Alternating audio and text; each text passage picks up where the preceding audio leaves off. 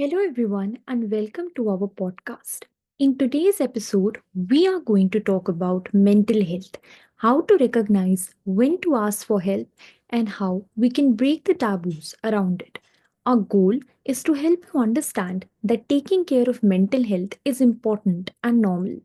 Today, we have two amazing guests with us, Ananya V. Banerjee and Sanjoli Banerjee. Ananya is a social activist, mental health advocate, and director of Sarthi, an NGO working for social change. She is also the co founder of Sushiksha, an organization focused on education and mental well being. Sanjoli is an international award winning activist and founder of Sushiksha. She works on mental health, gender rights, and education. She has experience working with people from different backgrounds and helps them understand the importance of mental health. So, I hope you all will watch the video till the end to gain more insights about mental health and rise above the stigma. And do like the video, share it with your friends, and stay till the end. Hello, ma'am. How are you both? We are great to have you here with us in this podcast. Hi, Manya. How are you? I'm doing Uh, fine. Thank you for having us. It's wonderful to be here and wonderful to be connecting with you. And it's a great opportunity and a platform for us as well to reach out to more young people. And that's the best thing that we like doing through Sarthi, connecting with more people. And as the name of the organization goes, Connecting Dreams. So we're looking forward to this chat with you. Absolutely. Thank you for having us, Manya, and very excited to chat with you. And I hope it's a meaningful interaction and people get to drive something out of it. Yes, ma'am. So let's start with you, Sinroli, ma'am. So, what inspired you to work on mental health and what made you start with the Sarthi and focus on this issue? Sure. So, Manya, first of all, before we go ahead, I would suggest that you don't call me ma'am. You can call me Sanjoli. You can call me Didi. That's okay. Ma'am is very hierarchical and colonial, so we'll skip that.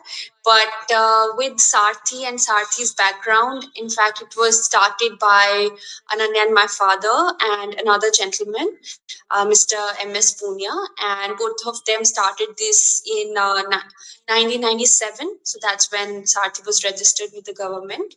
And since then, we've never looked back. We've had a lot of projects. But the idea, the initiative was of our dad, and then our mother joined as well. And both of them together kind of introduced me to activism when I was about 5 years old. So they started their first project, like a formal project, that was in 2004. And it was called the Beti Bachao Desh Bachao campaign, which goes like Save Daughter, Save India campaign. And this was done to raise awareness against female feticide, to work against female feticide, because that was very rampant, especially north of India. So that was how we started. And then we went on to the climate change project and Save Environment project. And then finally, the leadership and the charge of it was given to Ananya and me, and we took over about 5 years ago now. So, yeah, that's been the journey so far. And the mental health project you asked, I think Ananya would be better able to tell that because it was her initiative. She is the founder of our mental health project, so I'd let her talk. Yeah, sure. Sure. So I think, yeah, she told a wonderful history and background of how Sarthi started. And currently, we are running, both of us are running Buland, the menstrual health campaign, Abhivyakti, the mental health campaign that I'll talk about, and Sushiksha, the education for all, the weekend school thing. And all of these projects are running in over 5 cities of India with the help of over 500 volunteers, young people, passionate people that join hands with our cause and organization. So the mental health campaign, because I was a psychology student back in school, and then COVID happened, and I unfortunately happened to lose one of my juniors to suicide, and that really shook me to the core. And that was the time when I wanted to do something online because of the lockdown. So I started with Re-Evolve 2021 online sessions wherein, I was the bridge between the experts, these psychologists and psychiatrists, and the people who were not really sure of how to manage their, COVID anxiety, grief, and so much was happening in their homes. So that happened, and I got really good support that people really wanted sessions like those. They didn't know what therapy is. I wanted to break down the jargons around mental health. So that happened, and then because of good response, we continued. We had Revolve 2022. After the lockdown, we have March for mental health in Karnal, which was, you have always heard about, climate change or plantation drives happening in public. But rare we hear that, mental health is a public discussion or a road show kind of a thing. And then, yeah, and since then, we have been having our regular free mental health awareness events in collaboration with different universities, colleges, communities, villages, wherever possible. And so that's how we've been running the mental health campaign online and offline since then. Okay. So my next question is from you, Ananya ma'am, because you mentioned that people were there who were like anxiety suffering, and then there were people who were suffering from depression. So what were the challenges you faced while you were taking on this project and you're leading it? Thanks for that question. Again, call me Didi or Ananya. But I think, again, because I had my own limitation and boundaries, because as a mental health advocate, I am no expert. I'm in process. I'm doing BSc psychology. I aspire to be a psychologist while being a change maker. But then I was a student of psychology and I understood psychology. I'd done a lot of internships, but still, I was handing over the charge of, whether it is people who want to take the therapy or they want expert advice. I was handing over that charge to the experts. So I was more of a bridge between both of those parties. However, in my understanding, I was able to talk to those people, provide a safe space, hold a lot of discussion forums, wherein I would always make sure that our modules and everything are rechecked by the experts, so that we always are able to create a safe space for people. We are not doing any harm instead of good. So yeah, I think as a change maker, as a mental health advocate, I was there to provide the angle of awareness to them, to break down the complications of mental health and to make that dialogue happen. So that was my role, and I've been successful in doing that, and I hope to do that in future as well. Great. It was nice to hear that. So my next question is from Sanjoli ma'am. So what was your role? Like you had this international experience in this mental health field. So what was your experience there? How did it shape you, and how did it help you become a change maker and in your further projects? Right. So, a little bit of clarification here. I did not particularly work in the mental health field abroad, but I was just generally very active in change making or in volunteering. So, because I was introduced to activism so young that it kind of gave me a purpose in life. I didn't know any other way of living now, and very early on, those seeds of service, of thinking beyond yourself, those were sown. And there is, I don't know, a different kind of energy which is hard to explain or describe when you work with people. It is not that sense of always drawing satisfaction, as people usually say. I wouldn't like to describe it that way, but there is a sense of responsibility that you feel towards the society when you're privileged, and when you have access to education, you feel that there's a lot that you can do with those skills and education. So that same mindset I carried abroad, and I studied at ANU, the Australian National University in Canberra, and then I studied at University of Sheffield in the UK. So I spent some time abroad in different countries, being young, and I was always very active in volunteering, and I kind of participated very actively for in the causes that I believed in and advocated for those causes. So in Australia, I've volunteered with multiple organizations around environment, around student rights. I was very active in student politics at my university, where I championed the causes of international students' rights. So I would engage with media as well. And then I got to sit in the Australian federal parliament. So, as a member of parliament for one day, which is as far as I know, I'm the only Indian woman to have done that. So I kind of championed the cause of climate change and environmental degradation there in the Senate. So I kept that point there, and we also picked up the cause, or like raised the cause of women in politics through a charter we presented to the Prime Minister of Australia.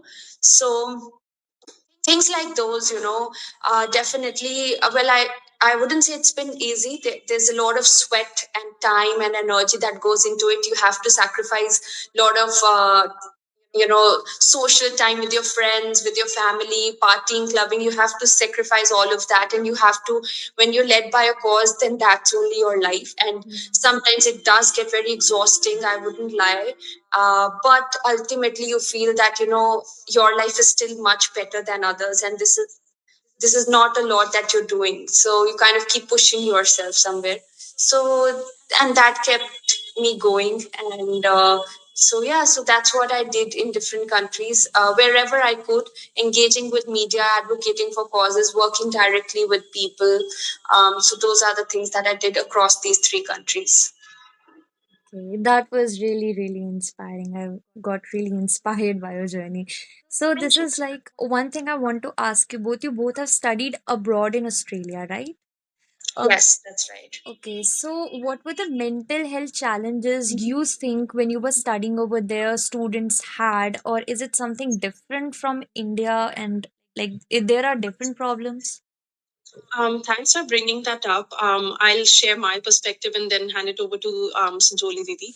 But yeah, definitely. I think the journey of an international student in itself is very hard, because you are out of your home country, out of your home and city, and you're settling in an altogether different place, an unfamiliar place. So I think it in itself, all of that journey is very hard. That process is very hard, and a lot of students do go through a lot of mental issues, because there is homesickness. You're at an age where you're trying to find yourself, your passion, you're adjusting to the culture. It's a big thing. The culture shift is a massive thing, and all of that adds up. And then is your academic stress, your pressure to outshine, and be in that competitive world, and also just finding jobs. So all of those things add on.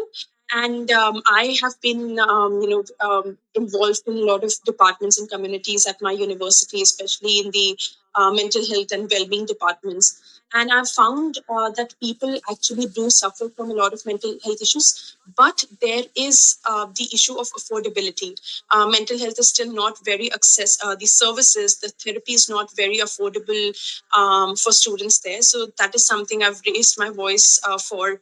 And there's long waiting for, even if the universities are providing mental health services, it's long waiting, because the ratio to the expert and to the number of students and people who want the services, it's there's a huge gap. So yes, definitely it's very challenging, and we have a long way to go. And that's what I'm doing there as well. I'm trying to create more awareness, build more communities where I can bring brown people or South Asians or Indians together, and talk about mental health. So that's my perspective over to her.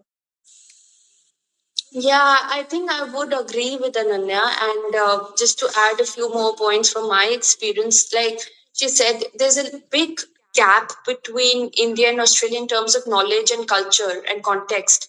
So professionals there don't always understand where you're coming from. They don't understand the Asian culture of being competitive or excelling in academics, for instance, or I don't know, our ways of parenting. So for an international student who's coming from India and studying there, for them it is really hard to kind of first explain where they're coming from, what the background is, then explaining themselves. So that makes it a little cumbersome for the person to access those services, and it's a big barrier, I think. Apart from that, I would say mental health there is very institutionalized, very bureaucratic. I mean, they are working a lot on this, that trying to make it more communitarian. But I mean, hospitals are the way to go, so they're mostly mental health services are provided by hospitals or by clinicians. So, what I would like to see, and I'm sure Ananya would agree here, would be something that's based more in community, where probably community elders, or if you talk about indigenous communities, like their way of functioning. So, we respect that. But their understanding of mental health is very colonial still, and they're still working on decolonization.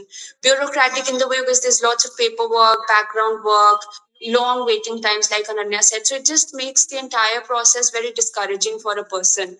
So that is the system. But I think every country has its own challenges. Like if you talk about India, we don't have enough professionals here. They are working on increasing the number of professionals, but they have their own challenges. So I mean that's the reality, and I think we have a long, long way to go to make mental health destigmatize, to make help more affordable, to encourage people to incentivize health, and not just therapy, like beyond therapy, looking at other alternatives, looking at holistic health. So we have a long way to go in both the countries, I think globally. Just yeah, I totally agree. And to quickly give a final remark on that and then head to the next question, Manya. I think how I like to sum it up, because I've been working as a mental health educator in Australia and have been a change maker in India for so long. So I call it like how there is a huge spectrum. Towards one end is a lot of Indian rural places, or generally, if I could generalize India for a moment, where there is a lot of stigma and we don't even want to talk about it and push the topic under the rug. And then there is some parts in Australia, just generally Western places, where we have overgeneralized the conversation and we have made, you know, we have started using disorders as adjectives. So that's the big gap now we have created, and we have to work towards both the end, and that's how we'll reach the balance. That's how we'll reach a place where individuals and communities all are working towards mental health, and mental health is normalized, not the disorders. So, yeah. Yeah, that is the point. True, true. Okay, so why do you think, because you both are working for so long on this mental health, so why do you think people are so afraid to talk about mental health in general? There are a lot of reasons. I think it stems from the culture. It stems from the religious beliefs, the myths that have, you know, been formed over time by the societies. So it is a very wide topic, to be very honest. It's the intersection of all of these things and the gender. How the males are told that even them being young, don't cry like a girl, don't be timid like a girl. So at a very young age, you teach the gender, or you teach boys that they have to hide their emotions, repress and suppress their emotions. And then at later stage, when they're having difficulty in their life, and you suddenly tell them go for therapy, that doesn't work. Or for for people of our father's age, for those people, they didn't know the concept of therapy for the longest time, because they have been coming from a generation where it was courageous to wear a brave face out there, always tell people that how are you doing, I'm doing great. And now we say that it's okay not to be okay. So there's a big gap again. So I think the way generations have been parented, the way cultures have been shifting, then the advancement in technology, and how we have over. I'd like to add something there as well. Like, and I'm sorry interrupting you, but I think financial aspect is a huge point as well. So for our parents' generation, because India is still a developing country, and our previous generation, for them, the main focus has been to survive. Right. So survival instinct never let them think about themselves. So our generation is relatively more privileged. So we are able to pursue our interest. When I say we, I'm talking about the privileged youth, the privileged current generation. Of course, there are lots of young people who are still not able to access opportunities. But generally, I think this generation is more prosperous than the previous one, and is less stressed about financial issues. And we're more independent, whether it's psychologically or otherwise. And we're able to think about, what we want to pursue in our career, what ambitions do we have, what about our mental health, what about our skincare. We never heard those things from our our parents. So they couldn't afford it because for them, uh, for male members, it was usually earning an income. For females, it was usually nurturing and raising a family. So it was very, very restricted. But now, because it's getting a little more fluid, more flexible, so I think we're starting to think about these things. So these have been neglected for very long because of the survival instinct as well. Yeah, absolutely. Yeah, we talk about the Abraham Maslow's hierarchy of needs, and how the previous generations have been able to focus on the basic needs, the survival needs, and now we've been able to think about belongingness, or even few the privileged ones are even able to think about self-actualization. So yeah, it's absolutely. I agree on what she was talking about. So there are multiple factors that have stigmatized, seeking help or talking about it. But I'm glad that yes, in a way, technology has been a boon and a bane. We are having overconsumption of information. We are continuously comparing our lives. We are continuously having FOMO and wanting to prove ourselves as the best people out there, having the best lives. So yes, that's the sad part of it. But I also think the awareness part that has been possible through technology or us reaching so many people, online therapy system, online, there are so many safe spaces and people are building support groups online. So as much as technology can make you lonely, technology can also help you fix a lot of things. So it's also for us to make a wise choice. So So I'm going to talk about the education system right now because I feel that it is somewhere a culprit why most of the students, like college students and school students, both are suffering in India, particularly. They're suffering from depression. They're suffering from this problem that they want to compete. As you have mentioned a lot of times, that being a Asian person, we always have this in our minds that we have to excel in everything. So this competitive spirit, that why do we have to excel in everything? So what do you think, that is it really the culprit, or is it somewhere like ingrained in us? Because it is, because our parents have been telling us from the beginning that you have to be the topper and you have to sit with a person who is a topper, you cannot sit with a failure. I don't understand that how do they bifurcate between a topper and a failure. Like, he's not a failure or a topper because he has bought 100 marks or 10 marks out of 100. So, what do you think about it, both of you? um, you go ahead. I can go first. Yeah. So, I think Manya, well, I'm going to share a very personal opinion. I can't say for the world. I can't generalize, but I think India is a highly populated country. So when there are so many people and there are limited resources, there are limited opportunities, there are limited jobs, I think just that ratio, it's a very disproportionate ratio. So that kind of causes that sense of competition, anxiety, all of that. Now definitely, like, cutthroat competition is a huge cause of so many mental health issues, of stress, of physical health issues, various things.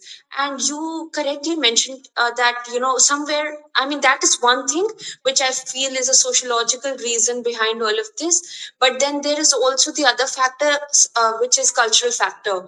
I don't know where it comes from. I'll have to read more of history probably to trace that. But I think just our culture, and more generally Asian culture, not just Indian culture, like Chinese culture as well, because I have known certain friends from there. They are very focused on grades, and we have had this mindset that grades are the way to making a good career for yourself. So earlier, because there were lack of opportunities, lack of awareness of different kind of fields that you could choose for a profession, like arts was never considered a profession earlier, or sports was never considered like a profession that you could pursue and gain a name and fame and money for yourself. So things like those, because there was limited awareness, limited scope and prospects of things, I think that also led people to form certain rigid opinions that पढ़ लो, पढ़ोगे तभी कुछ होगा. वो, generally they say, पढ़ोगे लिखोगे तो बनोगे नवाब, खेलोगे कूदोगे तो बनोगे खराब. this notion has been there for generations within us. And yes, you are absolutely right. I mean, it's a very fair question to ask ki, if someone is scoring 10, 15 marks, why are they labeled a failure? Because a person can be good at certain other things, they can be good at other skills, they might have other talents that the school or the system hasn't been able to explore or identify.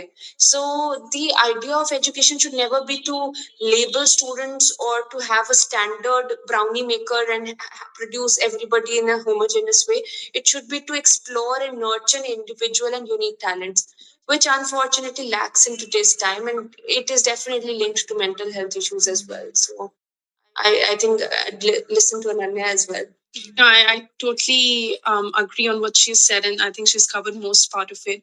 But I think, in my opinion, again, it's a very personal perspective that I again would say that there is the colonialism, or it is also responsible because India used to be a very skill-based country. Even our somewhere our caste and all of those were also based on basis of skills.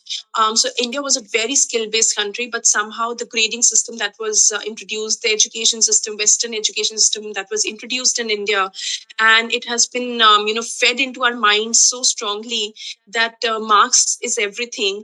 And now again, with our generation, we're coming back to the formula of, or to the agenda that skills are also important. And now we've started chasing skills and trying to build our skills stronger than our just marks. So again, we're coming back to that holistic approach. But again, we have a really long way to go where we have that balance of skills and academics, and we see students beyond their academic profile. We see them as human beings. We see them as people with free will, and people who can have their own passions and visions. So yeah. That's totally there. Like, I feel that when I was studying history, because I'm an art student in, I think in my 10th and 11th class, there was somewhere mentioned that, our country was ahead of times because the Aryabhatta, he discovered that zero, and there were so many other things that we were ahead of the globe. Then how did we come back? So back that we are still backward, and we are trying to be like developed. As far as I know, that we are trying to compete with the developed countries, although we have been developed. So where did all the knowledge go? So there is some part of it, like I feel that there is a colonial thing that is there. So I hope that both of you watch films also, hopefully. Yes, we do seem to be nerds, but we're not that nerdy. Vanya, we assure you, we do watch films. Although we didn't watch for a long time during our childhood, we were kept away from films and cinema and TV. But we do watch. Ananya loves movies, actually. I just finished one movie, Mango Dreams. I can recommend people to watch. It's a very thought-provoking movie. So I'm coming after watching one. So yeah, go ahead, Manya, with your question.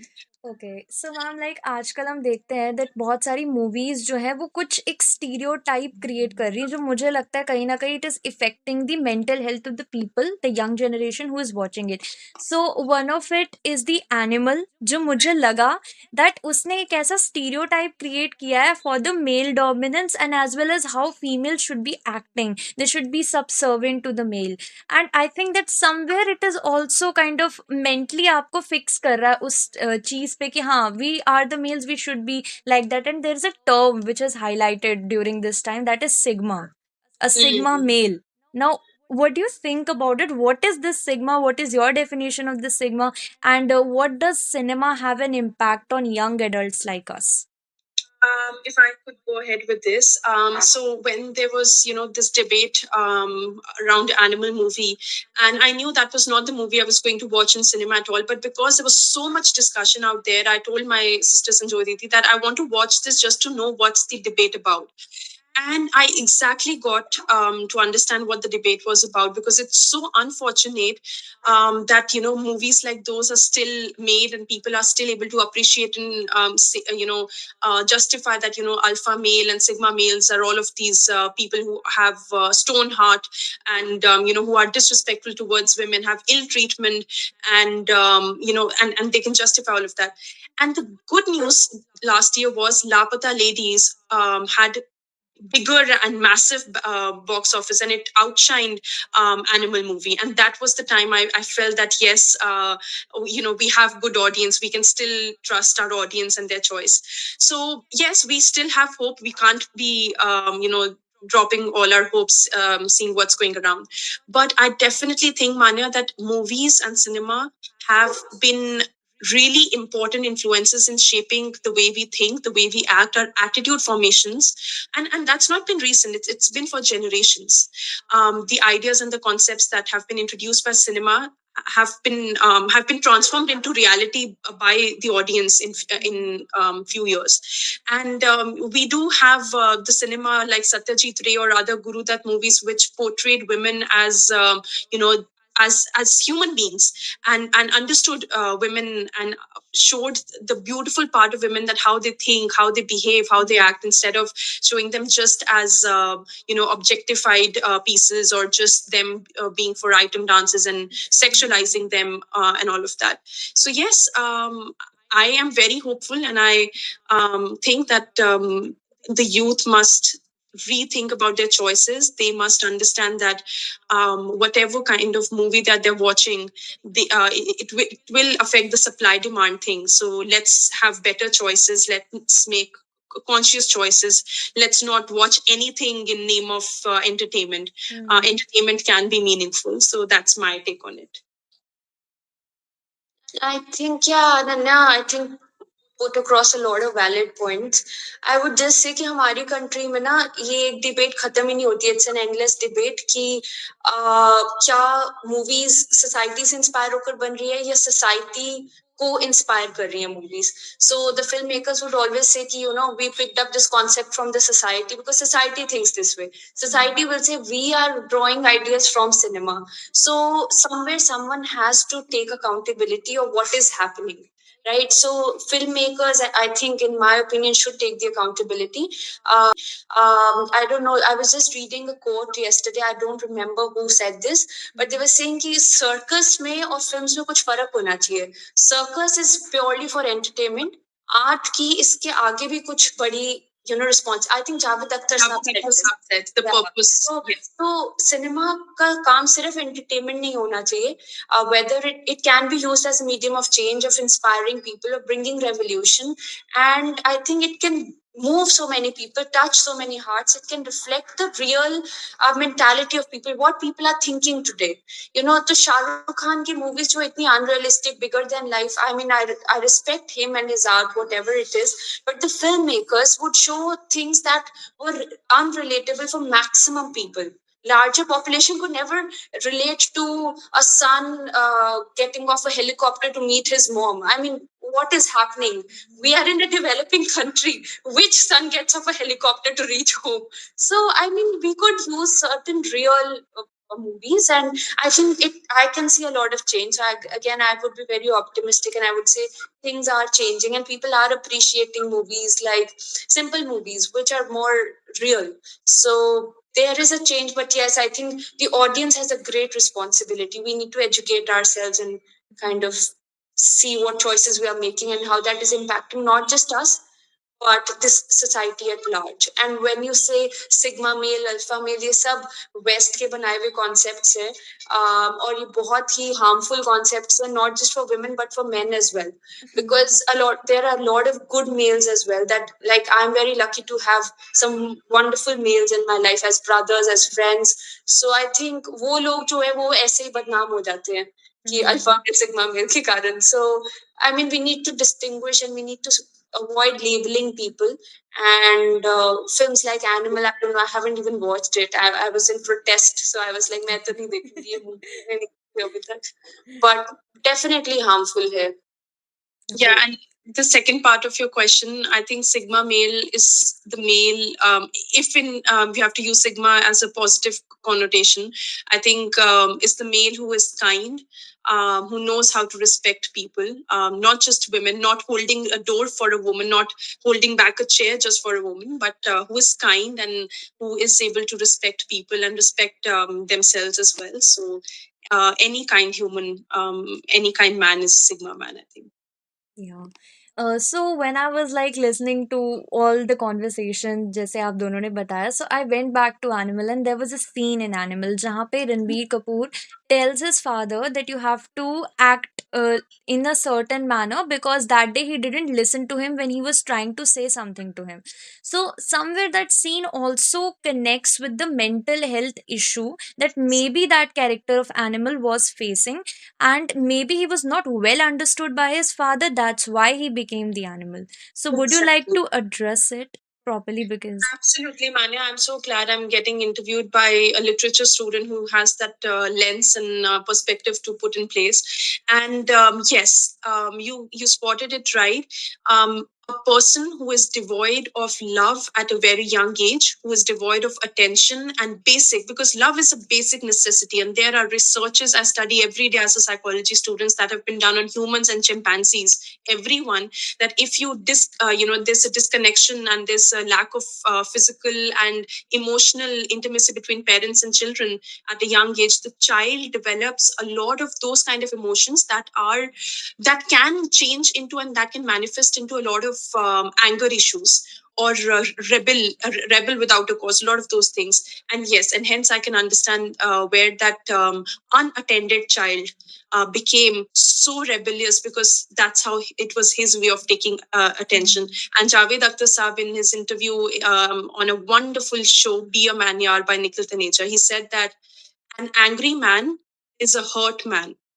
So it will take some time for us to understand that we see angry man as the guy is very strong. In fact, anger is an emotion. The guy is very emotional, and so emotional that they're not able to balance their emotions. Their emotions are out of their control. So angry man is also emotional man, is a hurt man. So yeah, I hope you understand that and have that perspective. Yeah, so thanks for that question.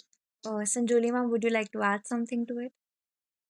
I think Ananya's put a lot of valid points. Nothing much to add, but yes, I think we just need more education about emotions from a very young age. I mean, the solution, if we talk about solution, that is it. I mean, from a very young age, we should be introduced to what emotions we all carry and how that changes with age, and how emotions vary from gender to gender. All humans don't face the same emotions. Women function in a certain manner and males function in another manner. A lot of times we are kept aloof from each other's understanding, but we forget to understand that the society is co-ed. We have to function together. We have brothers and probably partners in the future and fathers at home, and similarly the other way around. We don't understand their emotions so many times, and we expect that they will function and understand just like us, but that's not true. So I wish our education system, when they teach moral science, instead of teaching a very moral compass in everything, they could have brought these kind of topics in, where we could exchange our understanding of emotions. And this would help solve so many marital problems as well. Not just parent child relationship, but marital problems or other kind of problems, where as a society probably we could be a little happier if we understood our own emotions and others' emotions. Yeah, and we know where education system is lacking in the current era, and that's where Sarthi is coming with its all kind of awareness projects, and coming to schools and colleges, because we see that huge gap existing. Okay, so in schools and colleges, do you find some people who have this troubled or conflicting relationship with their parents, which literally harm them in the way that they become anxious or depressed, or उनको like और भी problems हो जाती हैं mental, like उस way में? So Yes. Mhm.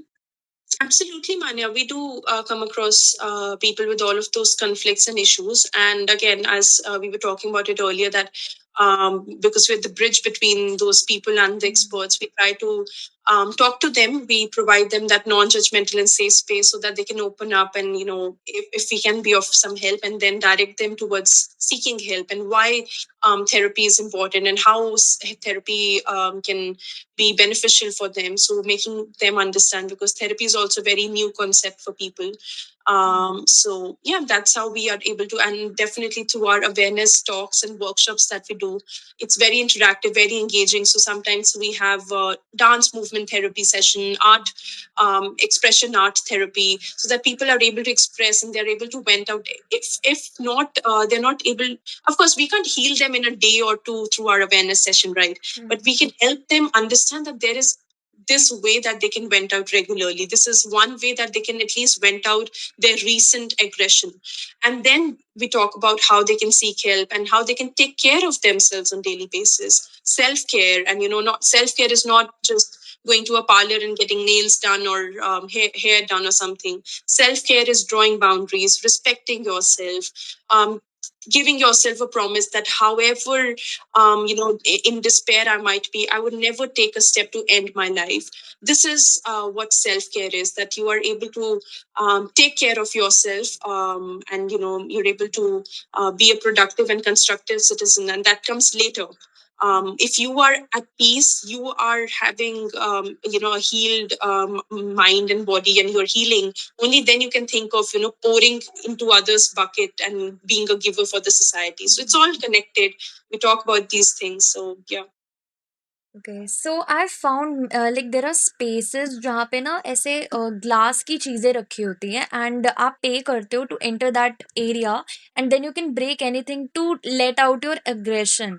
So in like when I was having a normal talk with a counselor, my school counselor, I told her that ऐसी भी spaces मैम ये बन रही हैं and people are visiting them. I think कि aggression किसी चीज पे निकालने से आपका अग्रेशन खत्म नहीं होता, वो और बढ़ जाता है, but she was supporting that cause कि नहीं नहीं ये तो बहुत अच्छी चीज़ है. सो आई वाज लाइक कि मेरे को तो नहीं लगता ये चीज़ कहीं से सही है, तो मैम आपका टेक क्या है इस चीज़ पे?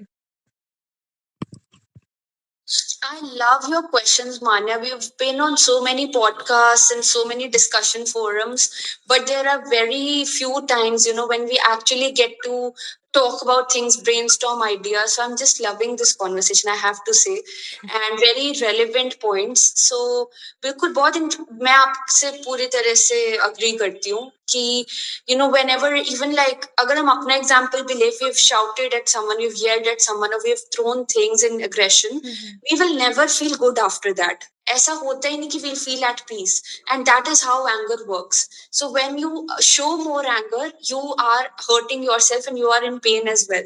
So I think these kind of things, चाहे वो ऐसा वो भी आता है axe के उसमें भी आता है कि you throw axe at wood, तो वो safe space होती है, but you can throw axe at wood and you can kind of let out your anger, stuff like that. There are lots of these concepts, but in my opinion, these don't work. Anger ka solution is working on yourself, understanding where that anger is coming from, what triggered you, what part of you is hurt, like Ananya said, and what hurts there, what is hurting. So kind of understanding, self-reflection, self-inquiry, these kind of things are the way to go. And then there are certain movement-based therapies or dance-based meditations and stuff like that, where you can physically release your anger.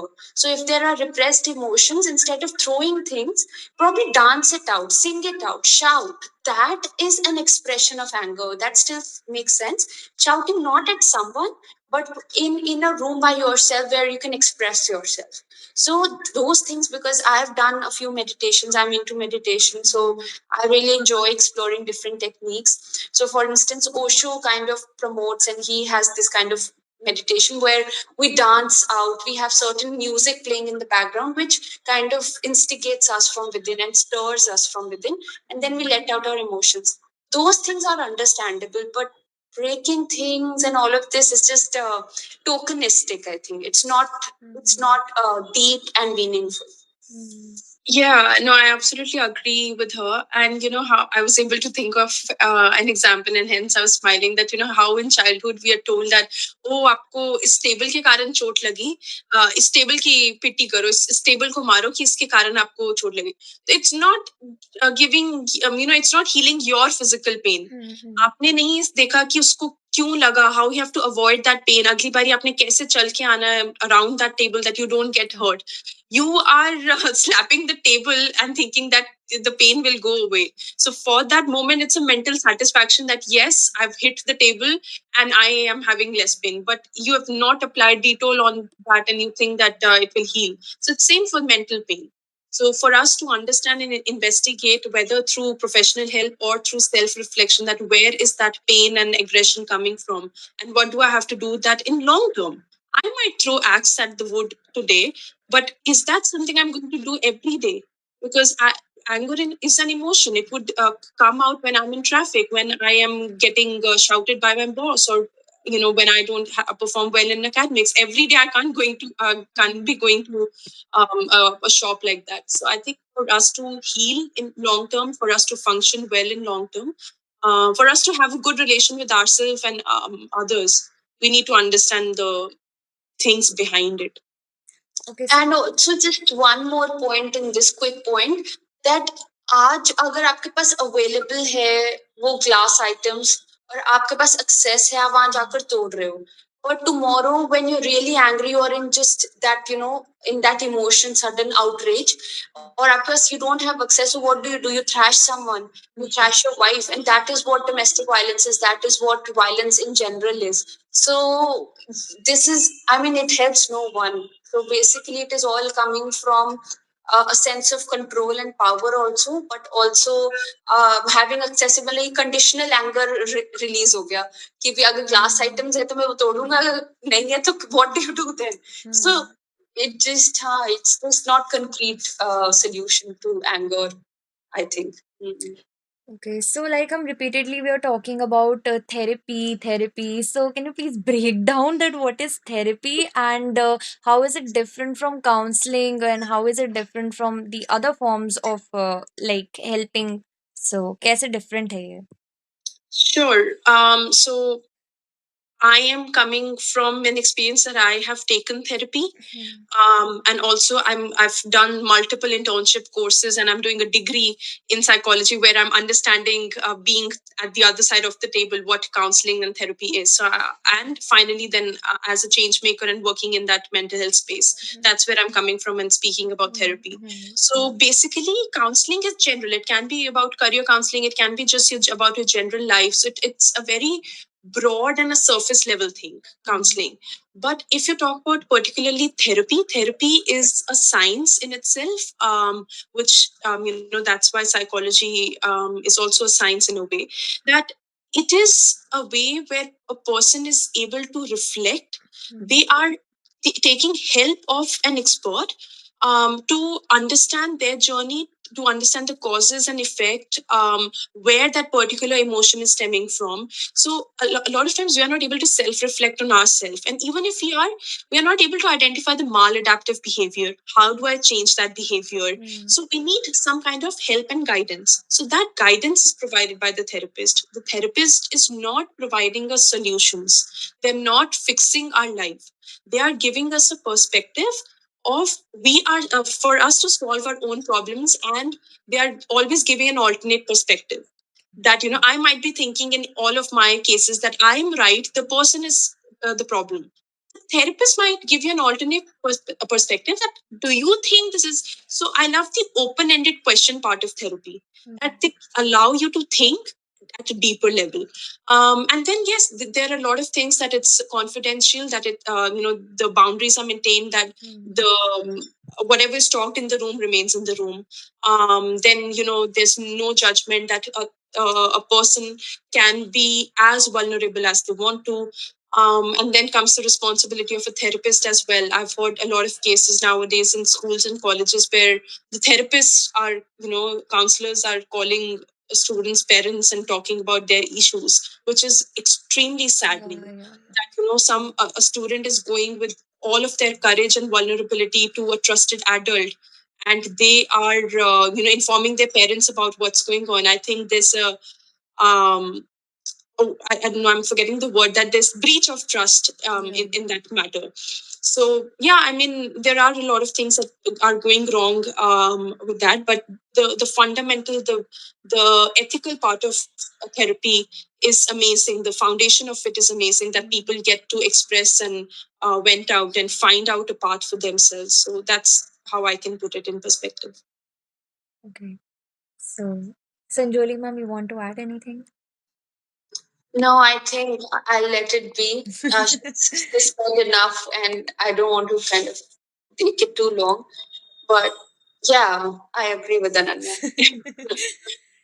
When you were saying that, I've heard about counselors जो ऐसे parents को बता देते हैं जब someone is vulnerable in front of them. This same incident happened with my friend. She is taking a therapy and she's having a troubled relationship with her parents, specifically her mom. And जो therapist है वो उनकी mom को जाके ही सारी चीजें बता देती हैं. So this trouble is never ending. वो और बढ़ रहा है और उसका like enrage हो रहा है. Like अंदर ही That अंदर is terrible. I can't believe that that's happening. I mean, the first thing that, because I have been trained to be a counselor, although I am not a practicing counselor, but the first thing that they teach us is confidentiality, and there's a code of ethics that we have to follow. और उसमें सबसे पहली चीज ही यही होती है, you don't do that. And I mean, I don't understand how they are helping the child in any way in all of this. They're actually making things worse. So it's, I mean, I, if she can, if your friend can call it out or complain to someone, if something can be done, that counselor should be held accountable. This is absolutely disheartening. And when we were talking about therapy before, I was just saying, I mean, that's right. Therapy word इतना ज़्यादा overuse हो चुका है that it floats around everywhere, but not a lot of us understand what it exactly is. Some people think it is something around medication. तो दवाइयों पे लगा देंगे, वो भी एक लोगों का एप्रीहेंशन रहता है. कुछ लोगों को लगता है कि पता नहीं उसमें कहीं वो मुझे पागल समझेंगे. वो बहुत सारे एक वो फियर्स रहते हैं. बट थेरेपी इतना सिंपल है, अगर इसको बिल्कुल सिंपल भाषा में, वो भी हिंदी में अगर बताना हो फॉर द लार्जर ऑडियंस, वो ये है कि therapy is basically talking to someone you don't know and who doesn't know your context and who will not tell anything about you. If there are proper professional, they will not tell anything about you. तो आप दिल खोल के बात जो आप अपने दोस्त से, अपने घर वालों से, किसी से करते हो, वो आप थेरेपिस्ट से कर रहे हो अपनी. बस इतना सा फर्क है. And then there are different types of therapies as well. So there's a narrative therapy where you tell a story, or there is a CBT where you are working on your thoughts, which is especially helpful for depression. And there are other types of therapies. तो ये पूरा device किया गया है और हर situation के लिए अलग थेरेपी यूज होता है. तो वो है. But and the psychologist makes the judgement कि कौन सी थेरेपी टेक्निक यूज करनी है. आपको तो पता भी नहीं चलता. आप तो वहां जाते हो सेशन में, यू टॉक टू देम, और आपको पता ही नहीं वो थेरेपी है कि बातचीत कर रहे हो कि क्या कर रहे हो. So, and then they provide you tools for long term solutions. So they help you manage problems. तो अगर आपको आज पैनिक अटैक आया है और आपको समझ ही नहीं आया कि हुआ क्या, और फिर आपने थेरेपिस्ट को मिले और आपको फिर से पैनिक अटैक आया है, this time you are better prepare to deal with it. It's not कि पैनिक अटैक्स रुक जाएंगे और ऐसा नहीं कुछ चेंज, सिर्फ ये चेंज होगा कि आप उसको बेटर मैनेज कर पा रहे हो. तो आप उतना फियर, उतना nervousness नहीं feel करोगे. You'll feel more confident, then slowly you'll be able to stop it as well. So that is what therapy does. Right. And one thing, like, you know, how you shared about your friend, and I've heard a lot of cases. Like, yes, I understand. We as mental health advocates, we keep saying ki go to therapy, but I know it's not affordable for everyone, and few people do have some bad experiences. I mean, it's not just therapy; it can be in any field or sector with any professional. So one, that let's not be remove our hope from the process or from that thing. And second, as people, as friends, community, let's be just better listeners. Sometimes it's, as basic as we need someone to just listen to us without judging us. So if we can be good listeners to people around us, a lot of people might not even want to go to therapy. I'm not saying anything against therapy, but a lot of things can be fixed out of it. And a lot of people just need a good space to vent out. So yeah, let's do a good job at being good listeners for our people. I totally agree with that. So the last question, finally, that is about self love. So मैंने कहीं पढ़ा था that जब आप खुद से प्यार करते हो, so आप किसी और को बेटर तरीके से प्यार कर पाओगे.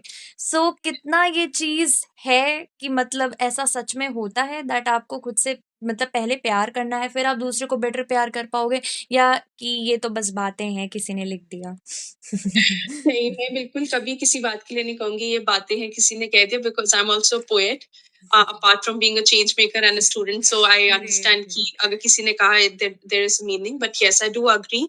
I mean, all of us are work in progress people. I can't say that I love myself enough, but yes, I've worked on my a lot of my insecurities in a way that I don't compare myself, my body, my mind, anything about me. I don't compare it with people. I see myself in absolute terms. It's been a journey, a mental health journey, a personal journey, a spiritual journey. But I think, yes, self love is, I'll say just two things. One is when you are able to fill your own bucket, what helps you fill your own bucket? Just think about it. The right kind of people, the right company. So just every time you meet people, every time you're doing some kind of a job, I'm going for clubbing, just think that is that filling my bucket or is that draining my bucket? So whatever is filling your bucket, all of those people and things and activities come under self-care basically. And secondly, I like to quote, there is this poet, a young poet, and she says that there is someone for everyone if you are there for yourself. हर एक की दुनिया में कोई ना कोई है अगर आप अपने लिए हो, तो you have to be there for yourself. We have heard the story in our childhood ki God helps those who help themselves. So you have to wear your own life jacket. You have to have self care all the time. You are not having burnout and you're not getting into a phase where you have to be pulled out by multiple people. So yeah, every day just take care of yourself. Aapke decisions be self care hain. So take good care of yourself. Take the right kind of decisions and forget and forgive a few things. Let's not hold on to ourselves. We judge others less sometimes and we judge ourselves more. So yeah, I'm also understanding that, but let it be. Let us be thoda sa or calm and chill with our own selves. So yeah. Sanjoli ma'am. First of all, to Manya, your final question is बात पे मैं बहुत खुश नहीं हूँ, but I understand that there has to be an end to such conversation as well. So that is one. That second is, I definitely agree with this. अब इसमें क्या है? A lot of times we do not understand, like Ananya pointed out earlier as well, we don't understand what self-love really is. So the definition of self-love somewhere is lost. तो पहले तो वो समझना जरूरी कि self-love है क्या. तो वही बात है कि जैसे वेस्ट प्रमोट करता है कि बबल बाथ्स ले लिया, कैमोमाइल टी पी लिया, से वो सेल्फ लव नहीं है. सेल्फ लव बहुत एक डीप कॉम्प्लेक्स कॉन्सेप्ट है जिसके बारे में बहुत अच्छा लिटरेचर लिखा गया है जो हम ढूंढ सकते हैं. तो सेल्फ लव छोटी छोटी चीजें, फॉरगिविंग योरसेल्फ. अगर आपने you did a mistake, just thinking कि यार कोई बात नहीं, मैं भी तो ह्यूमन हूँ. And then thinking ki, how would I treat someone I really love in this situation? We would forgive the other person, we would love the other person, we would कुछ होता है एकदम इमरजेंसी होगा, कोई दूसरा overwork कर रहा है तो हम उसको बोलेंगे इतना काम मत कर, रेस्ट कर ले. खुद we will keep overworking, we will think we are not enough. तो ये different standards जो है ये भी against self love है. So how you treat others, उससे ज्यादा अच्छे से you should be treating yourself, because ultimately you are your own savior. No one else is going to come to your rescue but you. So when you're really down, you're really sick, आप देखोगे कि neither your parents nor your friends, no one can save you. You have to go through that pain, whether it is mental health problems or physical health problems. तो जब आपको पता है सिर्फ आप ही हो आपके लिए, तो फिर थोड़ा सा हम easy भी तो हो सकते हैं अपने साथ. तो वो self love बहुत जरूरी है. और दूसरा ये कि जब हम अपने साथ easy होंगे तो हम दूसरों को वही spread करेंगे. तो definitely I think we can love others better if we love ourselves. If we judge ourselves lesser, तो हम औरों को भी कम जज करेंगे. अगर हम अपने साथ थोड़े से forgiving है, हम औरों के साथ भी वैसे kind होंगे. Because we start to understand कि अच्छा this is how it works. मतलब मैं भी तो गलती कर रहा हूँ, तो दूसरा भी कर रहा था, आप दूसरे की गलती भी माफ कर दोगे. जब आप जितना अपने आप को जितनी गहराई से समझोगे, आप दूसरे को समझोगे कि अच्छा उसमें और मेरे में फर्क ही नहीं है. और स्पिरिचुअलिटी यही कहती है कि there are no twos, this is all one. You and I, we are all one. तो ये बहुत डीप कॉन्सेप्ट है. Even I am no preacher, but even I'm trying to understand the Sikhism or whether it is Buddhism, most of the philosophies say this, कि we are all one, you and I. तो जब आप खुद को जान गए तो दूसरे को तो जान ही जाओगे. So, वही है. That's what I believe. We are a little bit into poetry, and Anya's a little bit into poetry. I'm a little bit into spirituality. So we keep exploring different fields to become a better human, not to do any service to the society. Even through our change making journey, I think हम दोनों we have become better humans. हमने society के लिए क्या किया है पता नहीं.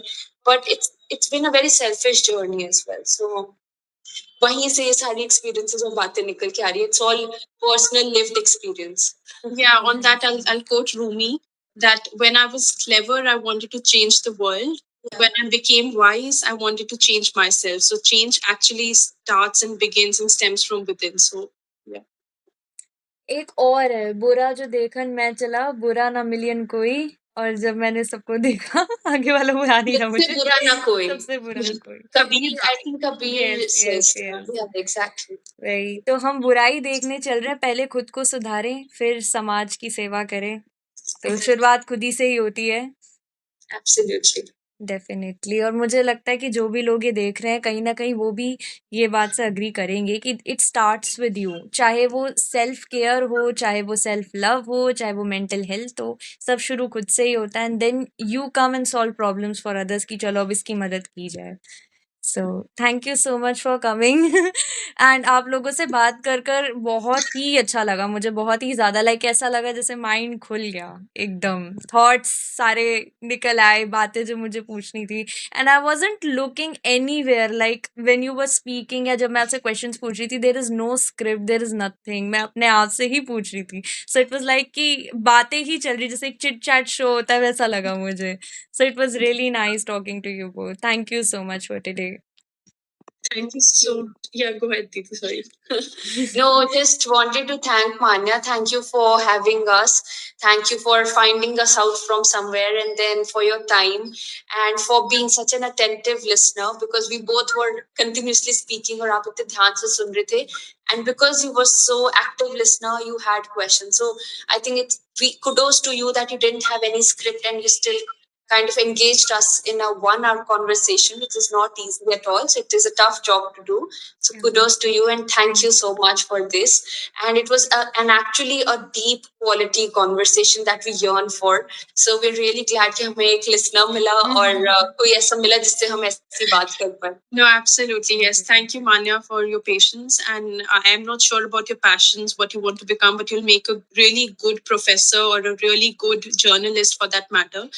Because you were so attentive and you were able to bring out creative questions and very relevant and relatable questions. And also, you're very updated with what's happening out in the world. So, bringing all of that, thank you for making this happen, and thank you for bringing us together on this platform. And communication is a two-way street. So you were really good. उसके कारण हमारा भी दिमाग खुला और हमारे अंदर से आप बेस्ट निकाल पाए. अगर कोई बहुत बोरिंग कोई पॉडकास्टर होते तो हो सकता है कि हम भी इतनी अच्छी बातें ना कर पाते. तो it's a two-way street, I think. So we are really humbled with your kind words. Thank you. Seems like कि कोई ऐसा experience हुआ है आपके साथ. हुआ है, बिल्कुल वश. Okay. Thank you so much once again. And I would really like to connect with you for something कि कुछ हम कर पाए एक साथ, CDF and आपकी organization कुछ कर पाए, something really We'd love that. Sure. And for our viewers as well, they can find both of us and our organization on Instagram. The organization is called SARTHI, Sarthi NGO. And I'm Ananya Banerjee. She is Sanjoli Banerjee. Both of us are on Instagram. And that's where they can find the website of organization. They can, get involved as members, interns, volunteers. And that's how we have formed, community of 600 people and more to go. Yeah, and on LinkedIn and YouTube as well. So wherever people can connect, we're happy to connect. Right. I found you both on LinkedIn, so probably they can also find you on LinkedIn. Okay. Thank you. Thank you so much, ma'am.